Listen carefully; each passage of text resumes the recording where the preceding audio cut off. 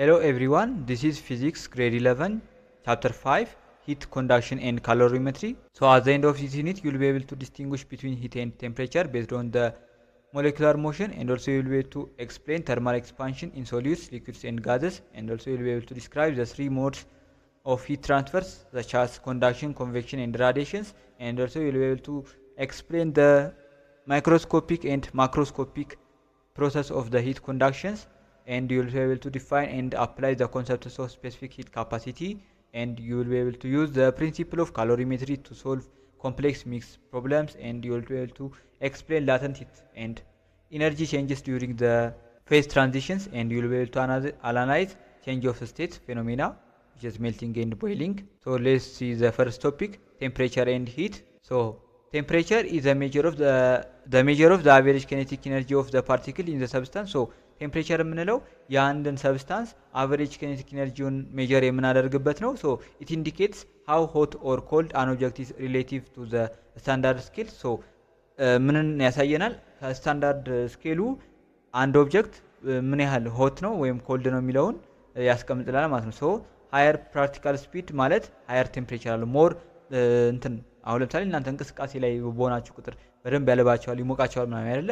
ሶ ያ የሚሆነው ሞር ኬኔቲክ ኤነርጂ በኖረ ቁጥር ሃየር ቴምፕሬቸር አለ ማለት ነው። ሶ ቴምፕሬቸር ኢዝ አን ኢንቴንሲቭ ፕሮፐርቲ ኢት ዳዝ ናት ዲፔንድ ኦን ደ አማውንት ኦፍ ማተር። ሶ ማተር ሁለት አይነት ፕሮፐርቲ አለ፣ ኤክስቴንሲቭ እና ኢንቴንሲቭ ፕሮፐርቲ ብለናል። ሌላ ሎወር ግሬድ ላይ ስታስታውሱ ከሆነ ኢንቴንሲቭ ፕሮፐርቲ ማለት እንትኑ ኳንቲቲው ማተሩ ላይ ዲፔንድ ሳያደርግ ማተሩ ቢጨምርም ባይጨምርም፣ አሁን ለምሳሌ አንድ የሰው ልጅ ለምሳሌ አቬሬጅ ቴምፕሬቸር የሚባለው 37 ዲግሪ ሴልሺየስ ነው። ይሄ ለትልቅ ሰውም ለትንሽ ሰውም ምንድነው እኩል ነው።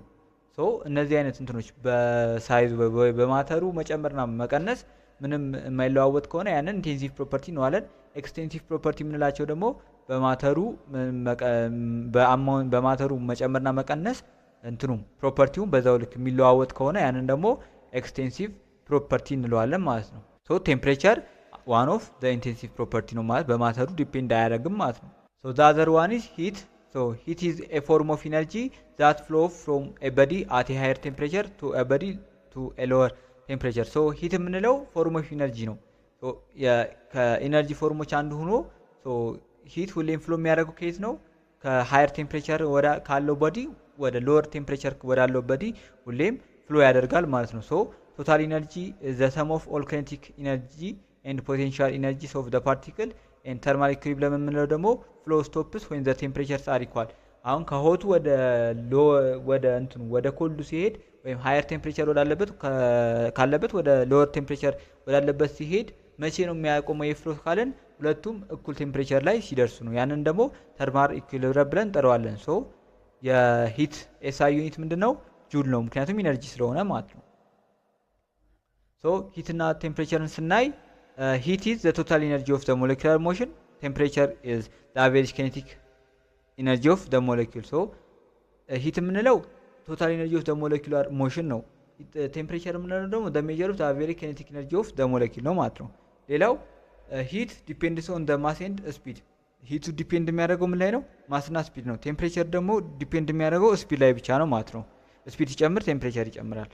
ሂት ግን በአማውንቱም ወይም በማሱ ላይ ዲፔንድ ያደርጋል ማለት ነው። ሌላው ጁል ነው። ኤስአይ ዩኒቱ የሂት ጁል ነው፣ የቴምፕሬቸር ኬልቪን ነው ማለት ነው። ኤስአይ ዩኒቱ ግን አዘር ዩኒት አሉ፣ ሴልሺየስ ብዙ ጊዜ ያው ሴልሺየስ ስለምንጠቀም ነው። ሌላው ሜዠርመንታቸው ደግሞ ሂት በካሎሪሜትር ሜዠር ይደረጋል፣ ቴምፕሬቸር ደግሞ በቴርሞሜትር ሜዠር ይደረጋል ማለት ነው። ሶ ቴርሞሜትርስ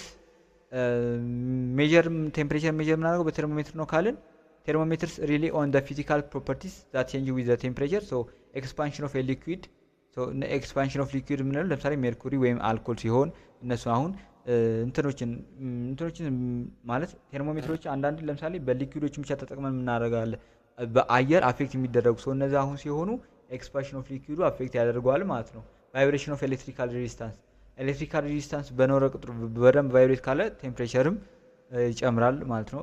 ቫይብሬሽን ኦፍ ጋዝ ፕሬሸር ይሄኛውም የጋዝ ፕሬሸርም ቫሪዬሽኑ የቫይብሬሽን ሳይሆን ቫሪዬሽኑ የጋዝ ፕሬሸር ቫሪዬሽኑ በቴምፕሬቸሩ ላይ አፌክት ያደርጋል። ቫሪዬሽን ኦፍ ኤሌክትሪካል ሬዚስታንስ መጨመርና መቀነስም አፌክት ያደርገዋል ማለት ነው። ሶ ሌትስ ሲ ዘ ቴምፕሬቸር ስኬልስ። ሶስት አይነት ስኬሎች አሉ። ሴልሺየስ ስኬል ወይም ዲግሪ ሴልሺየስ የምንለው፣ ከልቪን ስኬል ወይም ደግሞ ኤስአይ ዩኒታችን ነው። አብሶሉት ስኬል የምንለው ነው። ፋራናይት ደግሞ አለን። ፋራናይት ደግሞ ዲግሪ ፋራናይት ብለን እንጠራዋለን። እዚህ ጋር አሁን ከሶስቱ አንዳንድ ጥያቄ ብዙ ጊዜ የሚጠየቁት እንትን ናሽናል ኤግዛም ላይ ምናምን ከሶስቱ አብሶሉት እንትን የሆነው አብሶሉት ዜሮ የሚያሳየው ነው የሚለን ነው። ኬልቪን ሁሌም አብሶሉት ዜሮ የሚታይበት ነው። ያላቸውን ሪሌሽን ስንመለከት ዋተር ሜልቲንግ ፖይንት ወይም ፍሪዚንግ ፖይንቱ 0 ዲግሪ ሴልሺየስ ነው። በኬልቪን ደግሞ 273.15 ዲግሪ ሴልሺየስ ነው። በፋራናይት ደግሞ 32 ዲግሪ ፋራናይት ነው ማለት ነው። ቦይሊንግ ፖይንቱ ደግሞ ዋተር 100 ዲግሪ ሴልሺየስ ነው። ኬልቪን 373 ነው። ፋራናይት ደግሞ 212 ነው ማለት ነው ቦይሊንግ ፖይንቱ። ይህንን ኮንቨርት እናደርጋለን። ግንኙነታቸውን ስንመለከት ቴምፕሬቸር በኬልቪን የሰጠንን በሴልሺየስ የሰጠንን ወደ ኬልቪን ለመቀየር የሰጠን ሴልሺየስ ላይ ምን ሁሌ የምናደርጋለን 273 መደመር ነው። የተሰጠንም ሴልሺየስ ደግሞ ወደ ፋራናይት ለመደመር ሁልጊዜ የምናደርጋለን 9/5 ታይምስ ቴምፕሬቸር ኢን ሴልሺየስ ፕላስ 32 እናደርጋለን። ፋራናይትን ወደ ኬልቪን ለመቀየር ደግሞ የሰጠንን ፋራናይት ወደ ሴልሺየስ ዲግሪ ለመቀየር ደግሞ እናደርጋለን 5/9 ቴምፕሬቸር ኢን ፋራናይት ማይነስ 32 እናደርጋለን። አሁን ብዙ ሰው እዚህ ጋር ስህተት የሚሰራው ምንድን ነው? የተሰጠንን ሴልሺየስ ወደ ፋራናይት ለመቀየር ከሆነ መጀመሪያ በ9/5 አባዝተን ነው የምንደምረው። የሰጠን ፋራናይት ወደ ቴምፕሬቸር ለመቀየር ደግሞ ቀንሰን ነው በ5/9 እናባዘው። ይሄንን ልብ ማለት አለባችሁ። ሌላው ከተሰጠን ኬልቪን ወደ ሴልሺየስ ለመቀየር የተሰጠንን ኬልቪን ላይ 273 መቀነስ ነው ማለት ነው። ብዙ ጊዜ ያው ዳይሬክትሊ እንትን አይሉ ከኬልቪን ወደ ፋራናይት ለመቀየር ምን አደረጋል? መጀመሪያ ወደ ሴልሺየስ ቀይረን ወደ ፋራናይት መቀየር እንችላለን ማለት ነው። ሌትስ ሲ ዘ ኤግዛምፕል ኮንቨርት 25 ዲግሪ ሴልሺየስ which is room temperature into Kelvin and Fahrenheit. So we are given the temperature in Celsius. So ወደ ኬልቪን ለመቀየር ቴምፕሬቸር ኢን ኬልቪን which is equals to temperature in Celsius plus 273 ብለናል አይደለ?